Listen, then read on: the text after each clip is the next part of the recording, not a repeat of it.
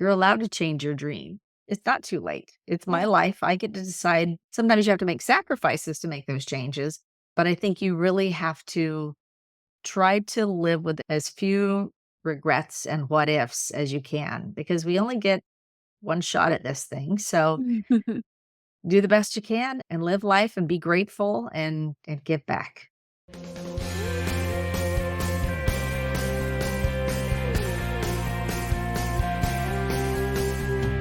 Welcome back to the Sunshine Cafe, where we pour positive back into your day, sharing stories from real people who have made it through some real struggles, but were able to restore their health, hope, and peace.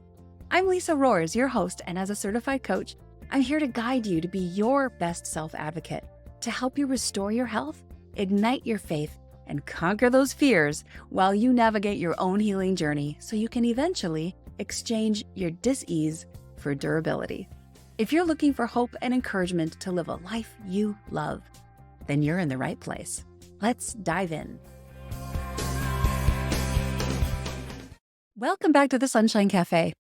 We have a media-tastic message to dive into today, covering some pretty outstanding celebrity-type career markers from my friend, Deb Carson.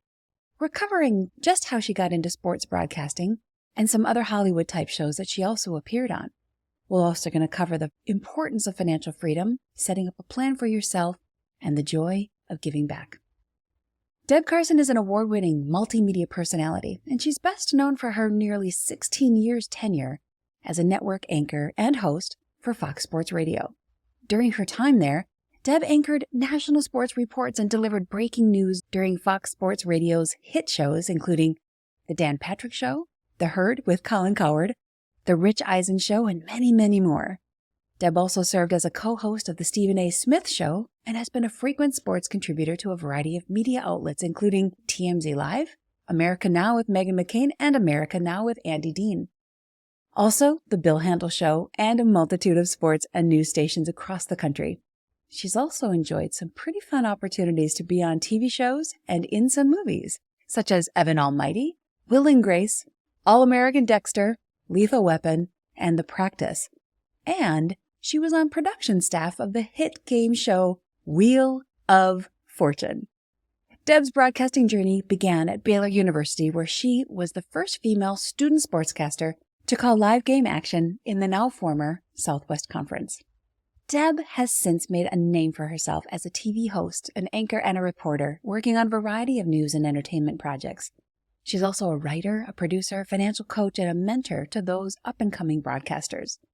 After more than a decade of her fans kind of prompting her to please start a podcast, Deb Carson launched her show, Powered by Purpose, earlier this year in February of 2024. So with all of that, let's dive in and hear more about this amazing impact creator, Deb Carson. Welcome back to the Sunshine Cafe. I am super excited today to have with us Deb Carson. You guys are going to really enjoy all that she has to bring to the table. We've got some really interesting topics to get to today. So Deb Carson, welcome to the program. Thank you so much, Lisa. It's great to be here with you. Love your show. Oh, thank you. You and I have been in kind of an accountability group that we meet on a regular basis to keep our businesses moving forward. And as I was looking over your bio, I am just amazed at some of the unique and fun experiences that you've had a chance to dive into. Everything from being on the Wheel of Fortune to being on some of these really cool shows that we mentioned in your bio when I was doing your introduction. So let's talk a little bit about the early years, how you got started, and then we can dive into, I know you got some unique directions you're going now too. Sure. Absolutely. Well, I would say as far as the sports broadcasting part, it actually started way before it actually started, if that makes sense. So these seeds were planted when I was at Baylor. And at that point, there weren't women doing sports, or there were very few, and they certainly weren't in Texas or in Waco, Texas. So I had an amazing mentor named Frank Fallon, who, when I approached him as a sophomore about just, I introduced myself and I just wanted to get involved in the broadcast, maybe do stats. I wasn't even thinking in terms of doing anything on the air. Mm-hmm. He asked me, he said, well, don't you want to be on the air? Don't you want to call the games? And I said, well, would you let me? And he said, well, I'm not going to let you, but if you're, if you're good, if you audition and, just like the guys do, and if you make the squad, then great. And I did. So for a couple of years there at Baylor, I was on the Baylor baseball broadcast crew, was the first female student sportscaster in the Southwest Conference to do something like that. Wow. And my senior year, I had already accumulated so many credits. I think I only had 18 hours my entire senior year that I needed to complete. So I did like 12 in the fall, 8 in the spring, and I was just interning like crazy. I interned in the Baylor Sports Information Office. I interned at one of the local television stations. And really, I just wanted to absorb everything that I could from the knowledgeable people I was blessed to be around. Mhm. And so, long story short, once I graduated, the people in the bigger market said, wow, you're great. You know what you're talking about, but you're, 21 and you look like you're 16. So go to a smaller market, get some experience. And that's truly what I needed to Yes. do, like Okay. most young broadcasters do. And then when I tried to talk my way into interviews for sports jobs in smaller markets, I was met with a lot of resistance. I was basically told flat out, we're going to hire a guy for this. A news director in Abilene gave me the, well, sugar, we're not quite ready for a female sportscaster in Abilene, Texas. So I basically continued to be open to those opportunities, but I also knew that I needed to make a living and I wanted to start my career. And so I met some people on a film in Galveston, Texas, who said, hey, if you ever want to come to Los Angeles, and that had honestly never crossed my mind. I was thinking, oh, I'm going to be in Texas. We moved around a lot as a kid. Texas felt like home. Mhm.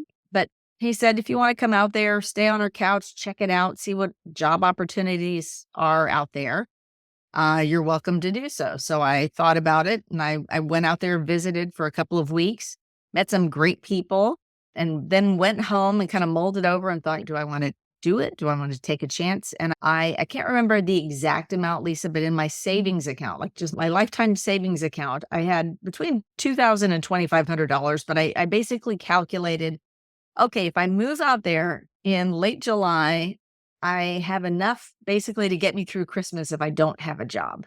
Mhm. So I took the leap of faith. My parents somehow let me do it. They drove me out there.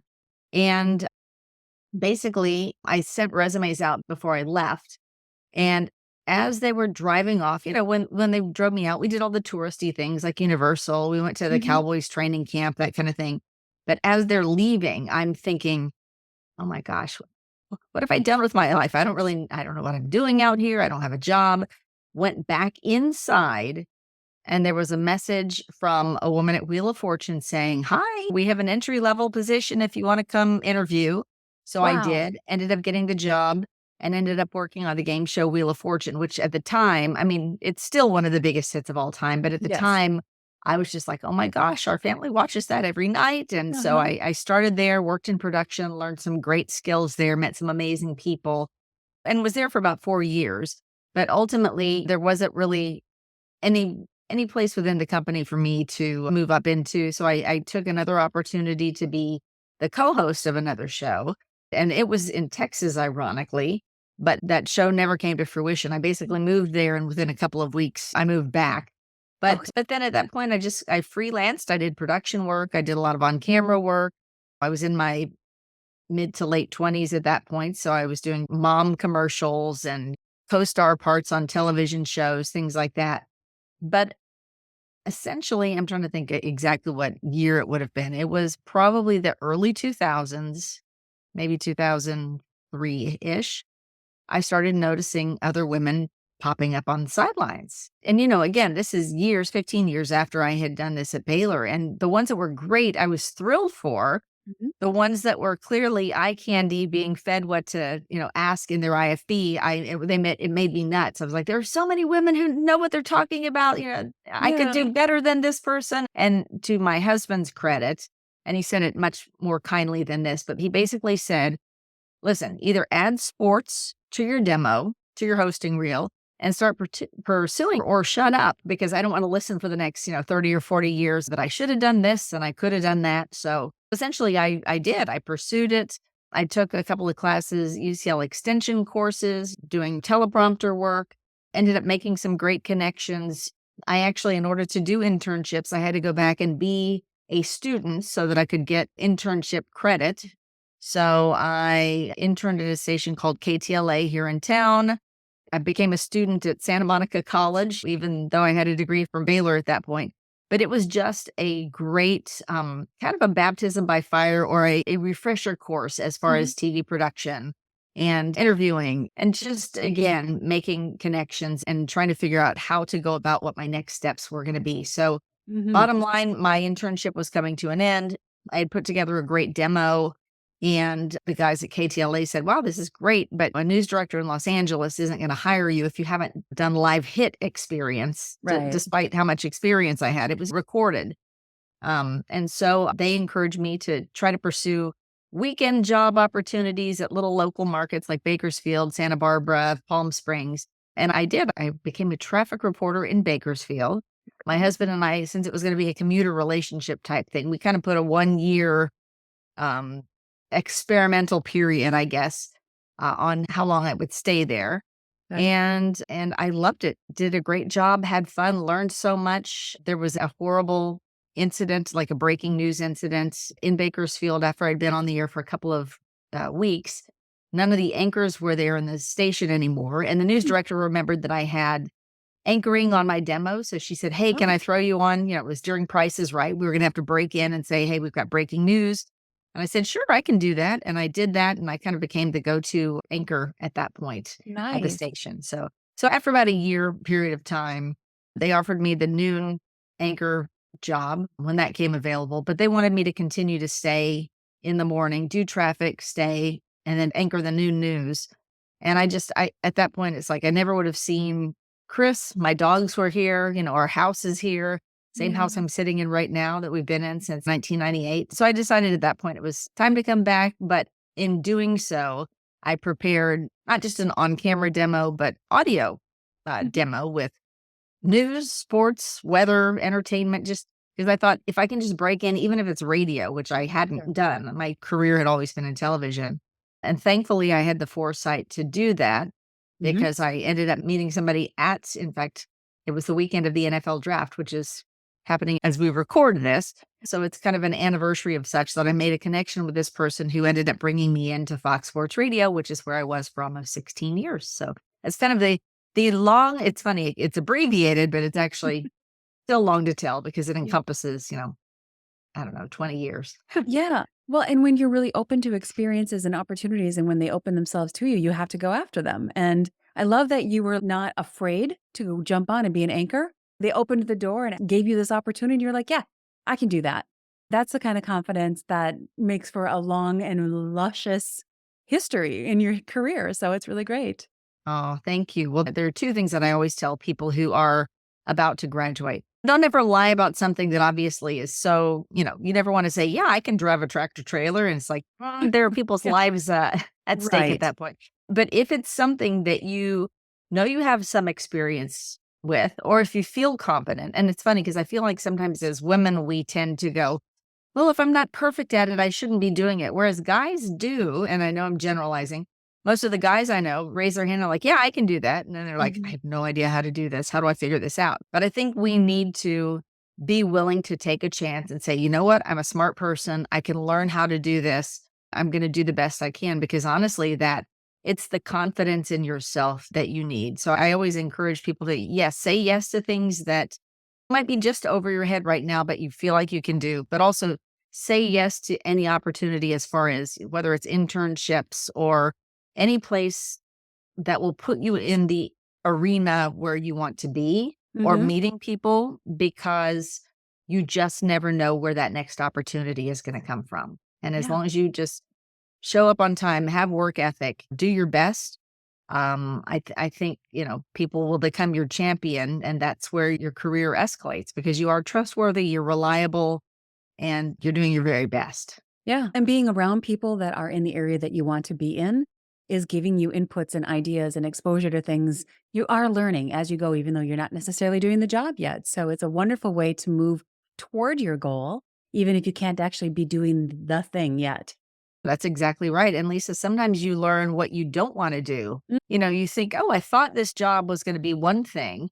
Like, I can't tell you how many times an intern would come into the network and they would say, "Yeah, when I graduate, I want to work 9 to 5. I want to, make $50,000 a year or more." And again, this is like 20 years ago. And it's like, okay, first of all, there are so few opportunities. You don't get to pick and choose what your schedule is, or you can, but you're probably not going to be an on-air personality, or at least you're not going to start your career that way. Ultimately, once you've made a name for yourself, yes, then maybe you can pick and choose your shifts. But in careers that are that sought after, you really do have to just be pliable and flexible. And it's rough sometimes. I mean, I was sleep deprived for probably 16 years. But yeah, you've got to say yes and be willing to see, you just might find out that maybe that's not what I want to do. Maybe instead of working in sports, maybe I want to work in television, but maybe in entertainment. And, so. Mhm. Yeah, well, I love the different angles that you're taking that because I think especially from the perspective of coaching another person and helping mentor these younger people who are coming into it. Number one, you don't necessarily know what you want to do because we don't do a great job in our colleges or high schools of really giving an accurate sense about what jobs are like out there. And then secondly, even if we did, you don't know what that job is going to be like for you. Somebody else might love that role and that position, Mhm. and someone else really might not like it. But sometimes I think we get caught up in especially when early graduates right out of college, it's like, oh, I have to get a job in whatever field it is. But sometimes that's not possible. And you just really need to pay the rent and get the groceries. So giving yourself the freedom to work in a job that's outside of your study is a beautiful gift to just say, my success right now is defined by paying my rent and getting groceries. If I can get Yes. those two things done, then I can move to the next level to focus into the area that I really want to move into. Oh, yeah. And I had to be flexible. I have a business degree. So Baylor had a program that allowed you to get a degree through the business school, but it maybe had an emphasis in, like mine is business broadcasting and marketing. Marketing is more like my true business major, and then business broadcasting. So we learned some of the fundamentals as far as editing and that sort of stuff, but it was more from a managerial standpoint. And again, this is a long time ago. So the degree programs probably changed, but I got that degree because I knew the field and I knew that, what if I go straight radio TV and I can't get a job in radio TV? What if I get into it and hate it? What if you just never know. And again, in my case, I did try a lot of different areas, but you really do have to be open to, okay, I need to begin a career path because, yeah, I do have bills to pay. And that's why, I had that finite amount of money in the bank that gave me that deadline essentially. And I think my first job, I still had to use some of that to supplement my lifestyle. But Mhm. because again, sometimes the more sought after the job, the pay isn't necessarily as much. Exactly. So yeah, I think you're right. I think being flexible and being open to what is out there. Maybe I'm seeing no's, but maybe it just means not yet, or maybe it just means not here. So, Yeah. um, Well, that's a great point, Deb, because you've been through so many different levels, both from the broadcasting perspective, from video as well as audio, all kinds of different areas. What kind of takeaways do you have from that season of exploring the different avenues, and what advice might you give to somebody who wants to get into that area? I would say, I guess the first tip, if it was somebody who wants to do on air work, I would say record yourself and practice all the time. Mm. You have to be gentle with yourself though, too, because we can be our own worst critics. But I Mhm. think especially with TV work, there are habits you might have that you're not even aware, whether it's you're moving the microphone while you're talking. And it's like, no, you need to keep it still so you can talk into the microphone. And when you interview somebody, you do have to move it over to them too, just like tiny technical things. There Yeah. are people who are tapping their foot or bouncing while they're talking. And you really don't know that until you see video of yourself and you're like, what am I doing Yeah, there? why am I shaking all the time? Right, Right. exactly.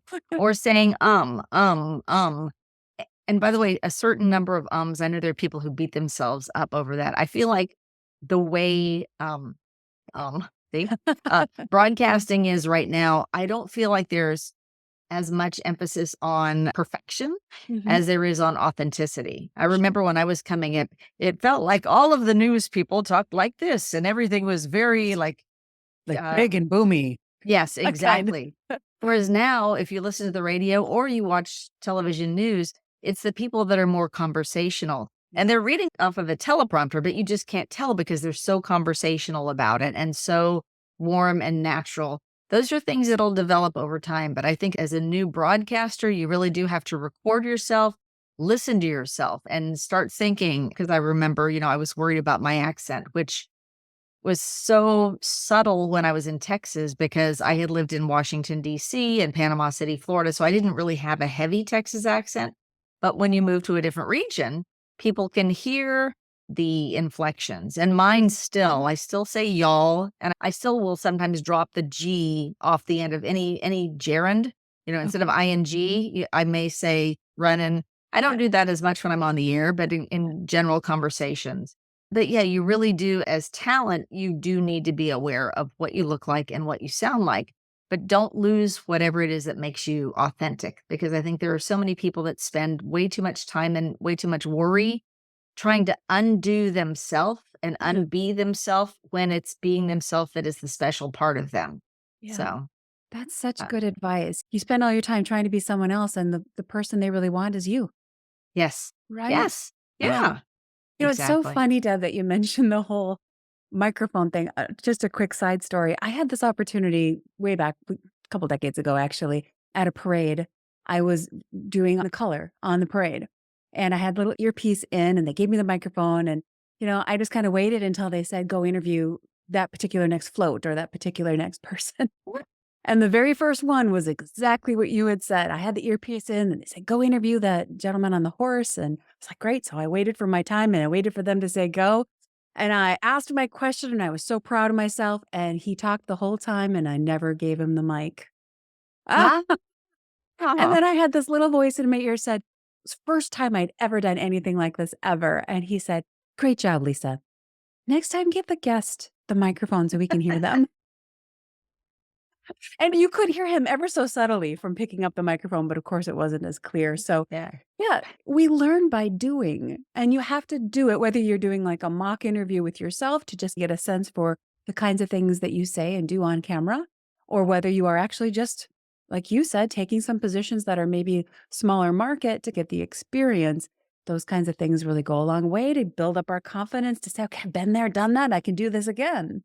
Definitely, and it's a lot less costly to your ego and to your career to make mistakes in smaller markets. That's why they say go there and do things like that so that you get out of whatever your habits are. You kind of become who you are, I think, Mhm. as a journalist or as a personality. And that's not at all to knock smaller markets. It's very important because people in those markets become, I mean, it's really sweet because I can't tell you how many times I was at, Home Depot or Lowe's or somewhere in a restaurant in Bakersfield, and I'd hear a kid going, "Oh, there's the traffic lady. Oh, there's Oh. the." Yeah. So it was very sweet, but you are really providing a service for that community. And it's interesting. I think I felt that for the first time in that market because, I was going there for me. I was going there to build my career and to get my experience and that sort of thing. But I think once you get to know the people in that market, you realize how important whatever the service is that you're providing. And again, I was doing traffic and I was, lighting Christmas trees and anchoring news a little bit. But especially the people who do the investigative reports, Mhm. those things are, I think, particularly critical for those smaller markets because that that person on television is the voice of that, 90,000 people or 300,000 people.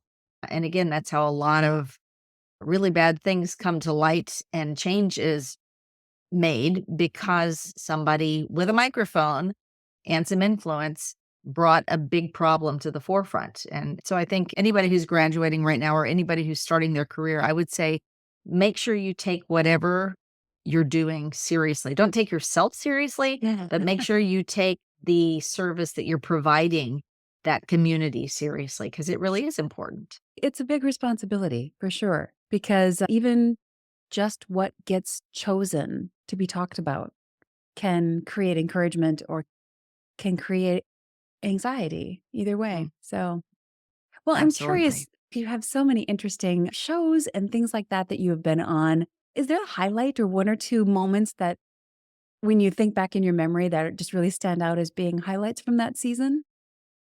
Wow. I think there are a couple of highlights and then really poignant, darker things that come to mind.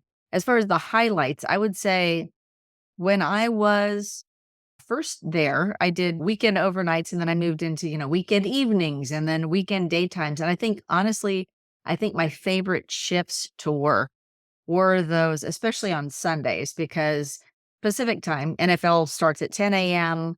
and goes until like 4:30-ish, and then the Sunday night game comes on. So to me, those were the most exciting, fun days to work because, I mean, honestly, it flew like crazy because you've got the monitors up, and I think I only had 3 monitors, like television monitors in my space, but I'm monitoring, I don't know, 8 or 9 games at a time Wow. and trying to be on top of, okay, Carolina's in the red zone. Okay. Oh, wait, Tom Brady just threw his 4th touchdown of the game, just trying to monitor all these things. So those were my favorite from a like covering a sport as far as a block of time when I was doing weekends. That was great. And I always loved the guys that I worked with on the weekends were wonderful. Dan Moriarty and Lincoln Kennedy and Derek Deese and Mm. Rob Dibble, Denny Hawking, some of those guys. Mike Coover was a great producer. But I also, because Michael Coover, the producer, knew my entertainment background, he was like, why don't you do a segment? We'll call it All Entertainment News with Deb Carson. And so I would pull like a few random, mostly showbiz, and sometimes it was like a dumb criminal of the week type story, but we would spend, the last 20 minutes, 30 minutes during the last hour talking about that, but then kind of interjecting whatever just happened on a field too. It was Got a it. lot of fun and a lot of banter. And I think the camaraderie then was a lot of fun. I also co-hosted a show for a year with Stephen A. Smith, Mm. who is a big ESPN personality now. A lot of people who follow sports, everybody knows who he is. But if you don't follow sports, you've probably seen him. You just may not know his name. But that was a lot of fun because, and I had to wake up basically at midnight for that whole year because I had to be on the air from 3 to 6 in the morning. So I had to be up on what games happened the night before, everything that happened in those, and also prepare for segments I had every day during those shows too. Yeah. So working with him and the crew that we had there, the 3 or 4 other guys there, it was a lot of fun because, yes, we talked about sports, but because Steven and I are kind of contemporaries, we talked about everything from battle of the sexes type stuff. We talked about race relations. He's African American. We talked about sports, of course, and, sometimes argued about things, sometimes found ourselves shockingly with the same opinion about things, but that was a lot of fun. And then as far as some of the sadder things or some of the more poignant things that I think of is I was on the air right after the Boston Marathon bombing happened. And so I remember there were a couple of periods of time when it felt more like I was a news broadcaster rather than sports because there was the manhunt for the bombers. So I was on the air, like watching the police scanner come across with, they're over in this area or they think they're here. And oh, wait, one of them is hiding in a boat. And in the meantime, you're getting the news of the injuries and, Yeah. horrible stuff like that. It was exhausting. And I remember at the end of the day feeling like, you know what, I think I'd like to have a glass of wine right now. Or I just need to like decompress because that was a lot. And in the meantime, covering baseball and, whatever else, sports Oh my wise is going goodness. on. The emotional roller coaster from that high of highs to the high energy of a Sunday day full of football and fun to the drastically different side of the pendulum where you're dealing with all those tragedies. Yeah, it really is. That's what makes it interesting. But I really found myself in a position of I have a responsibility to let people know what's really happening. Yeah. And that's one of the issues that I have with news right now, especially, cable news. And this is on both sides. This is not Mhm. a partisan issue for me at all because I feel like there's so much polarization going on. Mhm. Yeah. And the news at this point, I feel like a lot of it has become sensationalistic and it's now intended to inspire hate toward another group or whether it's another political party or another racial group. Mhm. So I feel like there's so much negativity in news right now. And I know when I was at Fox Sports Radio, even though it wasn't my job to cover quote unquote hard news, when hard news was part of sports news, it absolutely was. And I took it so seriously and double checked and triple checked sources before I reported Yeah. anything. And it was very fulfilling. Like you said, it was very exhausting, Yeah. but it really was fulfilling because I felt like, you know what? I did the very best I could today. And, that's what I could do. So, Yeah. Yeah. so yeah. Well, it's so interesting to hear your perspective on some of those different behind the scenes. Most people in the audience out here see the front side of you and the front side of the broadcasting, and everything's smooth and everything makes sense and there's no issues. I'm sure on the backside, there is frantic things happening. We're back from commercial in 10 seconds, whatever it may be. So any of those kind of moments, kind of bloopers or reels that stand Totally. out? Oh, yeah. Fortunately, with television, not so much. Although saying the words dense fog alert or dense fog advisory can become tricky sometimes. And I can always tell. And I did the same thing that the person is very precisely trying to say whatever. But fortunately, I was prepared for. Like a lot of people depend on their devices, even when they're on the air. You can see them. A lot of reporters read off their cell phones. Okay. To me, it's like, well, what if your battery dies? Yeah. What if you suddenly lose your coverage? So I really did like have everything printed out, notes and then scratched out, and then it's something else because I can't tell you how many times I'd be on the air and my computer's right here. And all of a sudden I'm on in 10 seconds and all the scores just disappeared. So Right. fortunately I write everything down. So that's my other advice, by the way, to aspiring broadcasters. Make sure you have everything in writing because same thing when you're boarding a plane, by the way. I always have a hard copy. I'm one of the only crazy people who still has my boarding pass printed because I'm like, what if my phone dies and I can't show them my boarding pass? So, Yeah. Yeah. yeah, things like that. Those are good pieces of advice, though. Yeah. Be prepared for the unexpected. Just Oh, be yeah, prepared for that. because it will happen. It You know? will happen. I've had my phone actually die, like, quote unquote, look like it's dying when I had a full battery. All of a sudden, just the screen went black, and you just never know. So, technology, we have a tendency to rely on it and almost be dependent on it more than we should be. Oh, absolutely. Yeah. Oh, and also, this is my other news advice. If you have a story that you're doing, know what you're talking about and know how to pronounce the people's names. And everybody makes mistakes, by the way. But um, when you hear somebody that is clearly reading something, it's like you should know the story, though. If you wrote the story, even if it's, 4 lines long, you should know essentially what happened in that little paragraph that you just wrote. So you should be able to ad lib that if your paper flies away or, so you're not having to sit here going like this. On radio, it doesn't matter as much, obviously. Yeah. Yeah. But yeah, just That's just so know cool. what the story's about so you don't pull a Ron Burgundy. Ron Yeah. Burgundy. Yeah. There you go. Well, I know your career has taken a different bend, and we talked a little bit about this already, about how you're taking this knowledge and all these lessons learned now and really using them in a way to give back, being able to use that experience to help other people as they navigate their career journey or whatever it may be. And I know you have a passion for financial freedom. So tell us a little bit about the directions now that you've been moving into. Well, I decided finally to leave Fox Sports Radio. I think early 2022 is. I've been gone 2 years now. But I knew that I wanted to spend time with my daughter because she was still very young. She's only 11 now, so Mhm. I'm really loving this time with her. I really did think I was going to press pause for 3 or 4 months, take a breath, get some sleep, and then figure out what came next. But I truly have just loved being with her. And while she's still at the point, she's not a teenager yet. I've been warned, of course, that, in the next couple of years, she's probably going to be like, all right, mom, you can scoot now, I've had enough of you. I've had Thanks. enough. Yeah, exactly. I don't need for you to run my, swim team and everything else that you're doing now. But I knew that I wanted to be there for those types of things. But also, having money coming in is a good thing to do because bills Sure. need to be paid. But I was trying to figure out, in addition to doing a podcast, because people had asked me for 13 years, when are you going to do a podcast? When are you going to do a podcast? So figuring out what I wanted to talk about, that was one of my big goals, I would say, over the last couple of years, figuring out what that was going to look like. But then also from a career standpoint, there are so many people who don't feel like they can pursue their purpose. But I also know in this country, everybody wants the latest thing. Everybody wants to look like they have everything. And this is a big talk my daughter and I have been having lately too. Like there's a GoFundMe for a family right now that um on paper and on social media, it looks like everything's fabulous. And there's the Gucci purse and there's the this Mhm. car and the that. And I've tried to explain to her that there are a lot of people who just go into debt and they'll figure out how to pay for it down the line. And so with her, I've been focusing on just being content.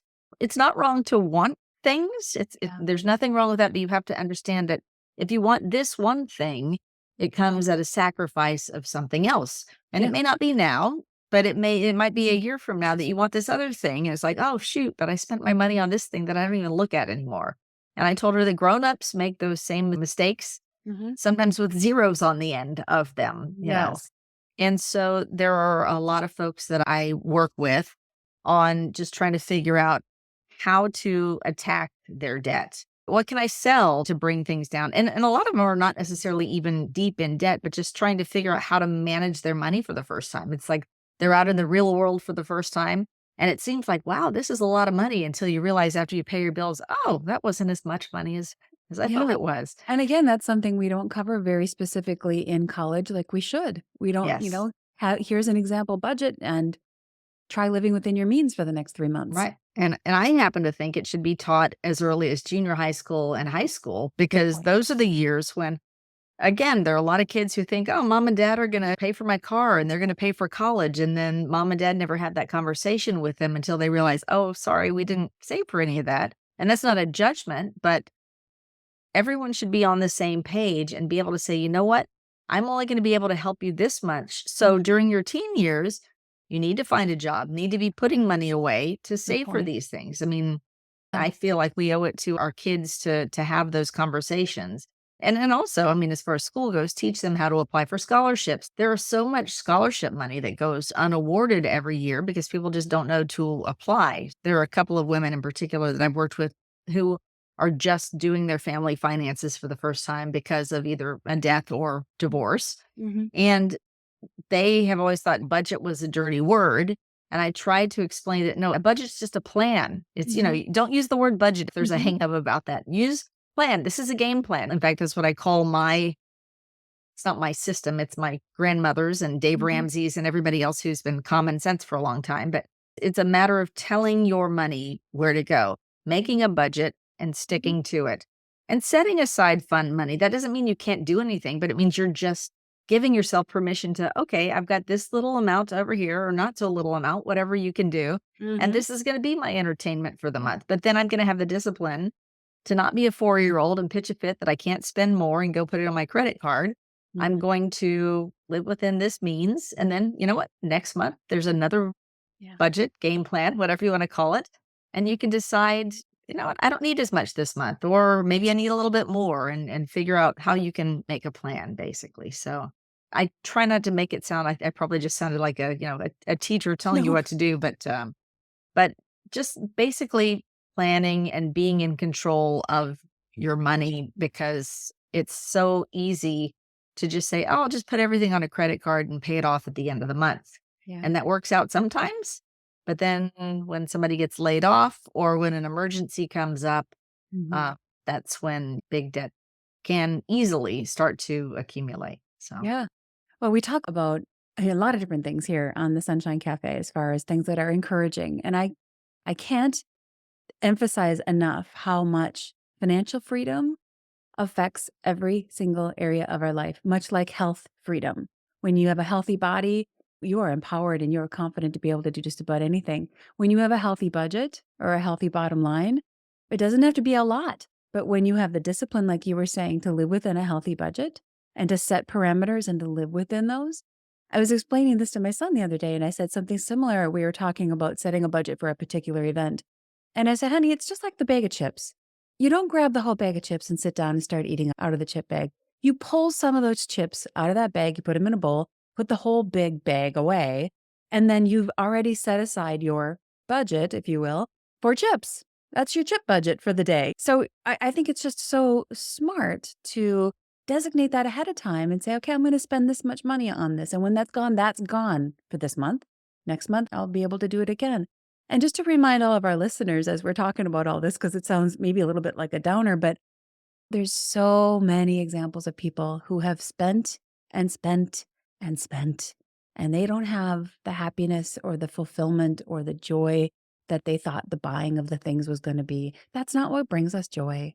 It mm-mm. doesn't do it. It might contribute a little bit to it, but it's not the focus of what brings us joy and happiness. It's really learning how to be content with much and learning how to be content with little. And we can choose that discipline of having both.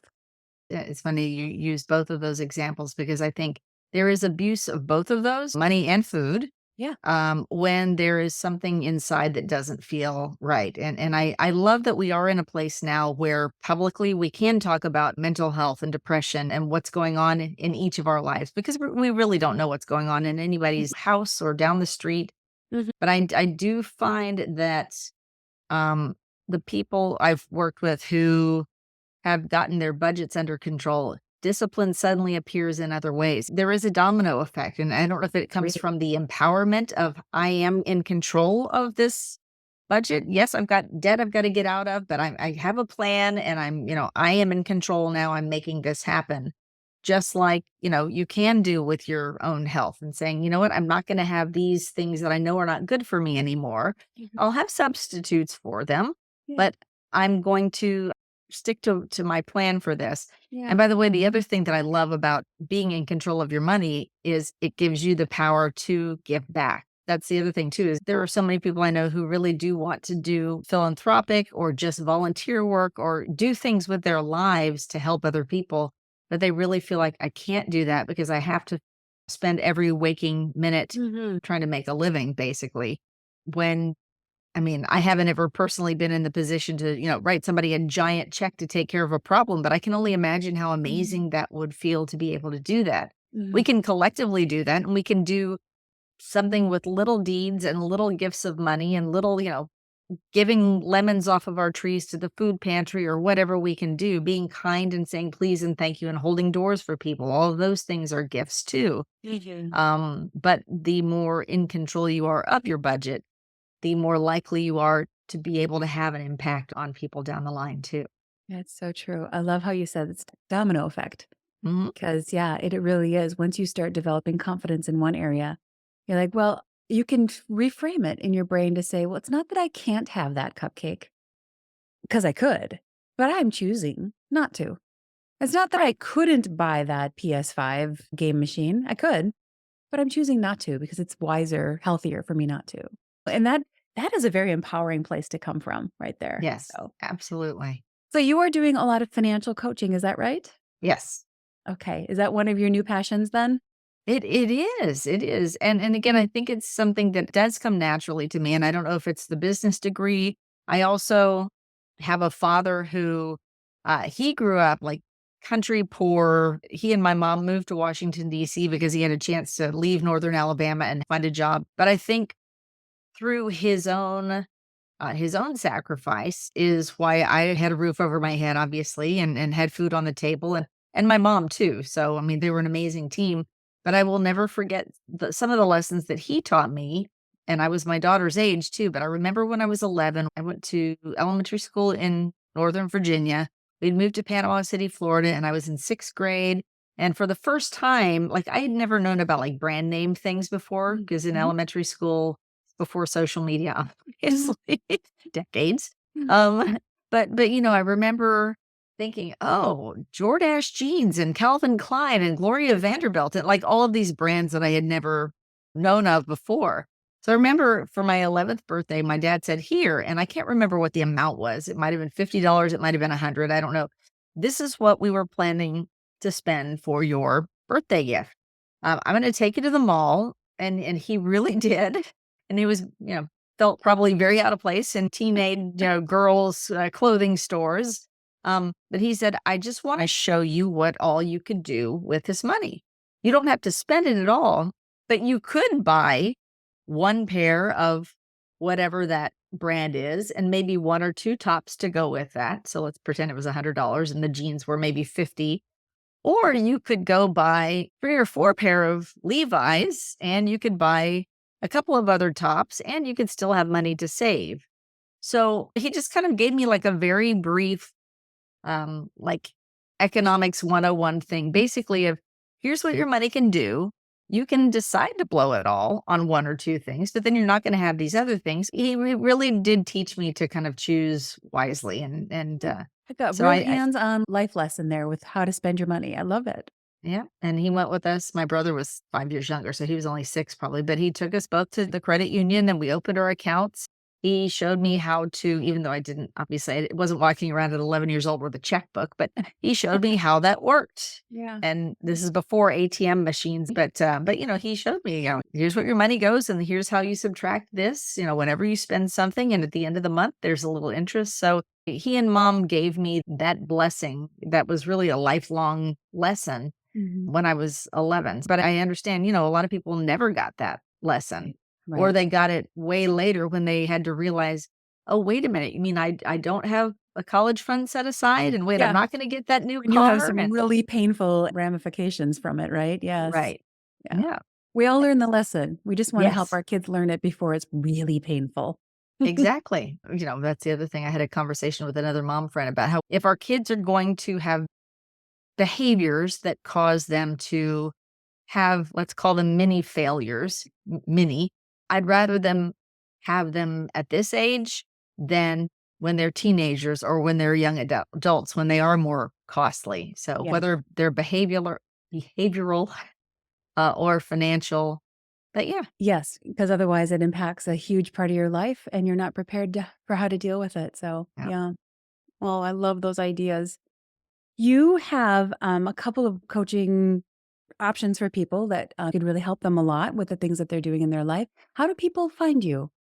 Well, they can find me at debcarson.com. And if you want to email, it's info@debcarson.com. And either I or an assistant will get right back to you. And you can also reach out on Instagram, and that's at official Deb Carson. Same Facebook. My main page is at official Deb Carson. Twitter or X or whatever we're calling it now, it's just Mhm. Deb Carson. Okay. But I would love to hear from people, and obviously they can listen to my podcast, which is called Powered by Purpose with Deb Carson. So I'd always love to hear if there's somebody that you want to hear being interviewed. I'd always love to hear that because my focus of the podcast is to shine a light on people who are using whatever their platform is to affect positive change and help other people. Yeah, I love that. Well, that's how we make change, right? We little by little impact one or two people and they impact one or two people. And by the end of the day, we're making great changes in the world. Absolutely. Um, so I want to wrap up here kind of quickly to get you back on track with your day. But I do want to ask you, I know that you've had so many different occasions in your life to change your dream. I know that's one of the things that's top of mind for you because you and I have talked about that before about that opportunity, just change the dream. Tell us a little bit about that and what happens when the dream goes away or the dream isn't fulfilled. Yeah, well, everybody's dream is different, and when I was contemplating leaving the network, that was a big thing for me because everybody was saying, "No, nobody leaves a network job. Nobody leaves an on-air job. Nobody leaves a steady paycheck. Nobody leaves benefits." Everybody has heard something like that, and it's like, "Oh my gosh, I pursued this for so long, and I had a chance to come back and become an overnight success after, basically after 15 years of pursuing it." But a friend of mine very wisely said, "Yes, that is really hard to do, but you're allowed to change your dream. Mm. Your dream at one point in your life is amazing, but if it's run its course and other things have come into your life that are also important, you're allowed to change your dream." In my case, I never thought about having kids. I was always so busy pursuing my career, and Chris and I have amazing nieces.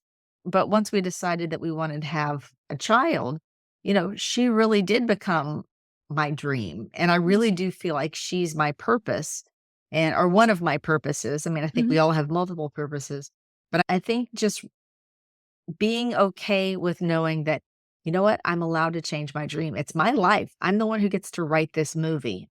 I may not know how every chapter ends. Mhm. Some chapters may end in a really brutal way that I absolutely hate, but I get to write the next chapter, or I get to decide how the next chapter starts, or Mm. at least what the intention of the next chapter is. Yeah. And I think just being true to yourself, because I realize everybody's got circumstances that could hinder them pursuing what they want to, but deciding, like again, with the financial coaching, all right, I haven't done things up to this point that have been healthy for 80-year-old me. Mhm. So guess what?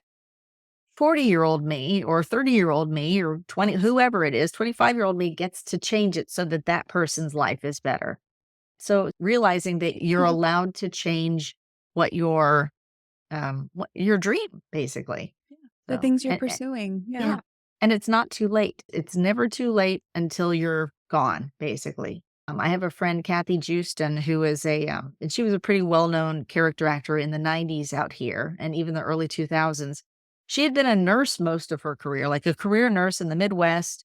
And I think she went through a divorce or the end of a relationship and decided, you know what? I've always wanted to be an actress. And at 60 years old, she came out west and pursued it because it's like, I don't want my life to be over without making this.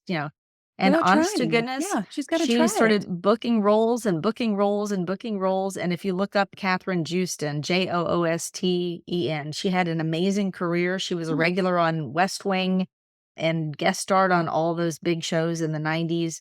And in the early 2000s, she passed away a few years ago. But she realized, you know what? It's not too late. It's my Yeah. life. I get to decide. Sometimes you have to make sacrifices to make those changes.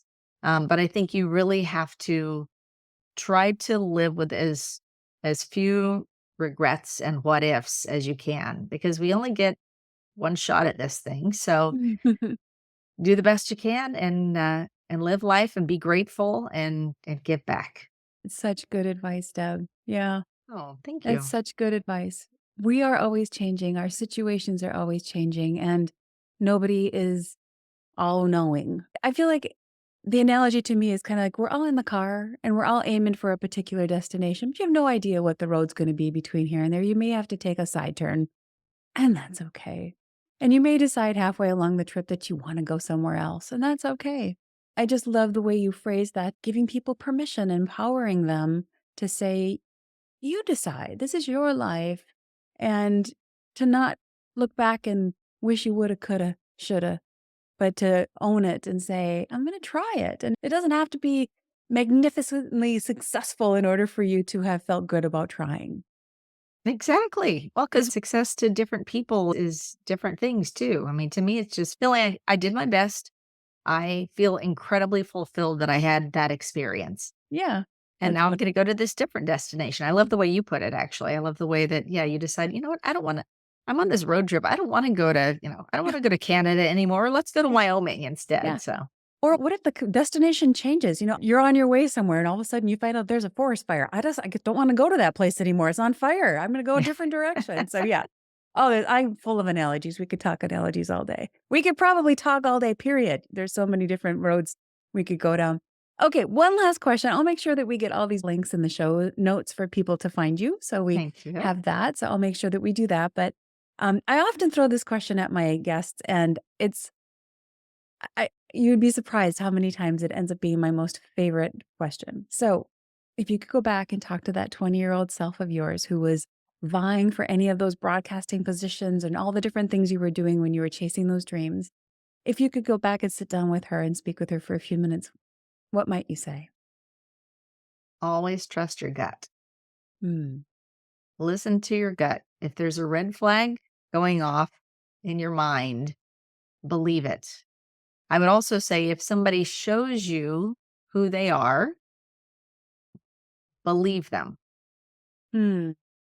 We tend to, especially when we're younger, we think, oh, this person's older or wiser or whatever. But just because they are, and even if their intention is good, and this is just a hypothetical Yeah. example, they don't necessarily know what God's plan for you is, what you feel like your soul's purpose is, what brings you joy. That person might know what looks best on paper. Hmm. So there may not be any ill advice coming from a bad place, but I would say always trust your gut. Yeah. I Um, think that's such good advice because our whole persona knows a lot more than we give it credit for.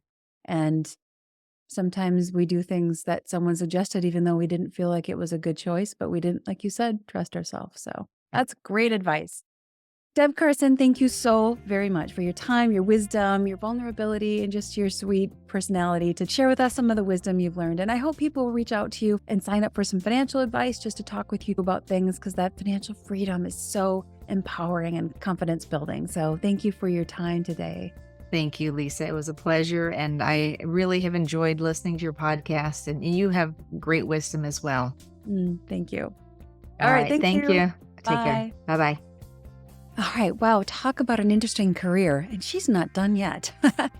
Well, I have 8 beautiful takeaways for you today. Number 1, when it comes to our career and our talents, we learn by doing, and we improve by doing. So take your job seriously. Show up with integrity and a desire to learn, to work hard, to grow, and sometimes just do something to pay the bills and put food on the table, to be responsible, to take care of your life and the lives of those who depend on you. You may need to pause and think about the services you're offering and just how the work you're doing is making a difference to someone. You may not see it right away, but your job is impacting other people. So do your job with pride and excellence. Whatever you're doing, take it seriously. Number 2, be prepared for the unexpected because it will happen. We all have a tendency to rely on technology maybe a little more than we should. So if you have a plan that must go well, if you have a job interview, a plane connection, or a speech that you're going to make that just must go well, don't rely on technology. Have a backup plan. Print out the critical information that you need so you can be certain that things will go as you need or want them to go. Number 3, remember, everybody makes mistakes, but avoid the costly ones if you can. Develop the skill of being content with much or content with little, as it will serve you so well in this life. It's not wrong to want things, but how many times have we all spent money on something and then looked back on that thing like 6 months later and realized we don't even use it or enjoy it anymore? So spending money you don't have is going to create debt, heavy, burdensome debt that will also bring unwanted headaches. This is not a matter of you can't spend. Rather, it's you're choosing not to spend money on something just for a time because it's wiser and healthier for you not to.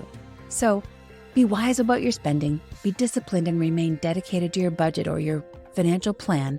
It'll bring you joy, happiness, and freedom that nothing you buy will give you.